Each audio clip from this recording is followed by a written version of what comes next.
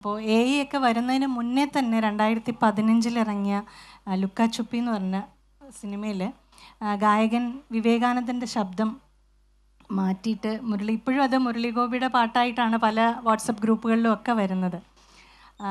ഈ മിഴികളിൽ കണ്ടുവോ പ്രണയമാകും നൊമ്പരം. ഈ പാട്ട് മുരളി ഗോപിയുടെ പാട്ടായിട്ടാണ് ഇപ്പോൾ അറിയപ്പെടുന്നത്.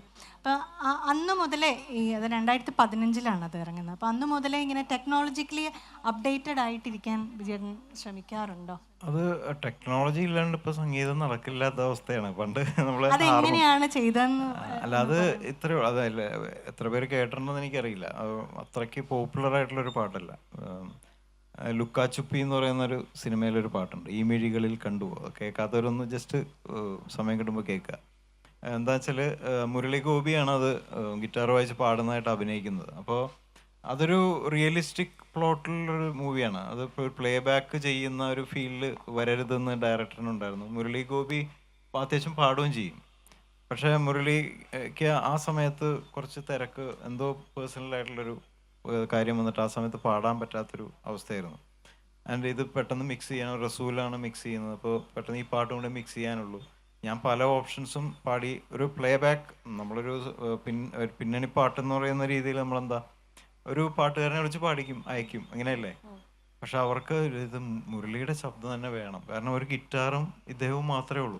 ആ ഗായകനെ കൊണ്ട് പാടിപ്പിക്കുമ്പോഴേ അവരോട് പറഞ്ഞിരുന്നു ആളുടെ ശബ്ദത്തിലല്ല എന്ന് പറഞ്ഞു. പക്ഷെ അവർക്ക് മാച്ച് ചെയ്യണമെന്ന് ഒരു ആഗ്രഹം ഉണ്ടായിരുന്നു.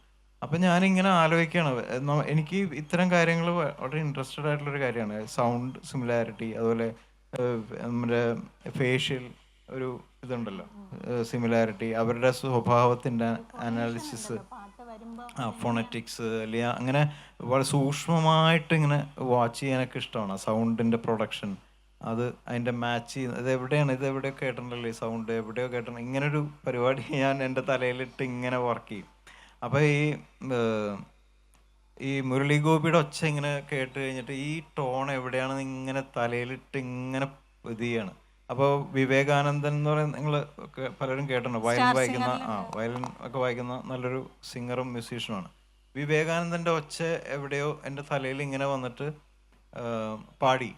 വിവേകാനന്ദനെ വിളിച്ച് പാടിച്ചു, ആ പാട്ട് പാടിച്ചു. ബട്ട് അത് പ്രായം വ്യത്യാസമുണ്ട്. ആ പാട്ട് വിവേകാനന്ദന് വളരെ പയ്യനാണ്. മുരളിഗോപിയുടെ സമയത്ത് അങ്ങനെ ഒരു മാറ്റം ഇല്ല, പ്രതീക്ഷിച്ചില്ല. ഞാനത് അയച്ചും കൊടുത്തു, വിവേകാനന്ദൻ്റെ സോങ് പാടിച്ചിട്ട് അയച്ചു കൊടുത്തു. പക്ഷെ ഞാനത് വളരെ ഓപ്റ്റിമിസ്റ്റിക് ആയിട്ട് കാണുന്നതുകൊണ്ട് എനിക്ക് വലിയ മാച്ച് തോന്നുകയും ചെയ്യുന്നുണ്ട്.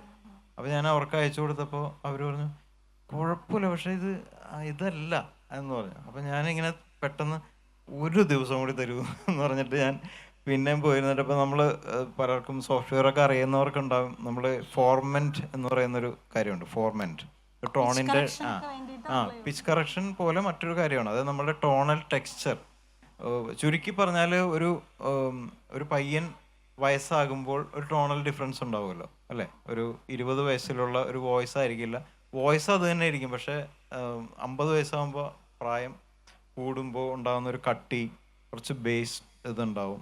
അപ്പോൾ അതിൻ്റെ ഒരു വളർച്ച നമ്മൾ ശരിയാണോ എന്നറിയില്ല ശാസ്ത്രീയമായിട്ട്. ബട്ട് എൻ്റെ ഒരു ഫ്രണ്ട് ഈസ് എൻ അക്കാഡമീഷ്യൻ, പുള്ളി പറഞ്ഞത് എന്താ വെച്ചാൽ നമ്മുടെ കണ്ഠനാളം ഉണ്ടല്ലോ, അത് ഇങ്ങനെ വളഞ്ഞാണല്ലോ ഇരിക്കുന്നത്, ഇങ്ങനെ ഇരിക്കുന്നത്. നമ്മുടെ അനാട്ടമി പഠിക്കുമ്പോൾ അറിയാം, ബയോളജിയിലൊക്കെ ഇങ്ങനെ വളഞ്ഞിരിക്കുന്നത്.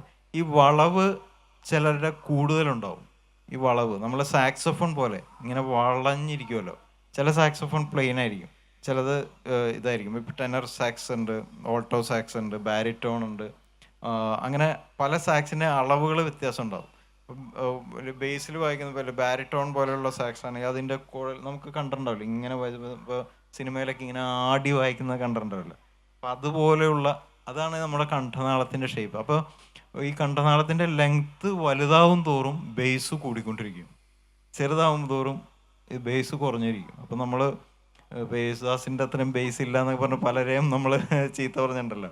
അപ്പം ഇത്രയേ ഉള്ളൂ കാര്യം എന്ന് എനിക്ക് തോന്നിയിട്ടുണ്ട്. അപ്പോൾ ഇത് മാറ്റുന്ന, നമ്മൾ ടോണൽ ഡിഫറൻസ് വരുത്തുന്ന ഒരു കാര്യമാണ് ഫോർമെൻറ്റ് ഷിഫ്റ്റിംഗ് എന്ന് പറയുന്നത്. ആ ഫോർമെൻറ്റ് ഒരു 5 to 9 പോയിന്റ്സ് ഒക്കെ തത്തിയപ്പോൾ ശരിക്കും മുരളി ഗോപി ടോൺ പോലെ ചെയ്ത് അത്ഭുതകരമായിട്ടുള്ളൊരു ഇതായിപ്പോയി. മുരളി ഗോപി എന്നെ വിളിച്ചത് കേട്ടിട്ട് എൻ്റെ സൗണ്ട് മുറിച്ചെടുത്ത് ചെയ്താണോ ഇത്, എനിക്ക് സംശയമുണ്ട്, എന്താണ് ഇതിൻ്റെ ടെക്നോളജി? ഞാൻ പറഞ്ഞു ഒന്നുമില്ല, നമ്മളുടെ ഛായ പോലെ പലരും ഉണ്ടാവുമല്ലോ, ഇപ്പോൾ മൂക്ക് ഇതുപോലെ, കണ്ണിതുപോലെ, അല്ലെങ്കിൽ ഏകദേശം ഒരു അനാട്ടമി, ഒരു മുഖത്തിൻ്റെ ഫേഷ്യൽ ഛായകളുള്ളവർ പലരും ഉണ്ടാവും. അത് പല കോണിൽ നമുക്ക് സംശയം, ഇതിപ്പോൾ കണ്ടിട്ടുണ്ടല്ലോ ഇയാളെ എന്ന് നമ്മൾ തോന്നും. അതുപോലെ സൗണ്ടും അങ്ങനെ നമ്മൾ തേടി പിടിച്ചാൽ പലപ്പോഴും അത് മാച്ച് ആവും. അങ്ങനെ ആകസ്മികമായിട്ട് എന്താ പറയുക, ഫോർച്ചുനേറ്റ്ലി അങ്ങനെ വിവേകാനന്ദനോട് പറയുകയും ചെയ്തു, സിനിമയിൽ വിവേകാനന്ദൻ്റെ സൗണ്ട് വരുന്നത് കുറച്ച് വ്യത്യാസപ്പെട്ടായിരിക്കും, അതുകൊണ്ട് കുറച്ച് പ്രായമുള്ള പോലെ ആയിരിക്കും വരുന്നതെന്ന് ഞാൻ ഒരു മുൻകൂർ ജാമ്യം എടുക്കുകയും ചെയ്തു.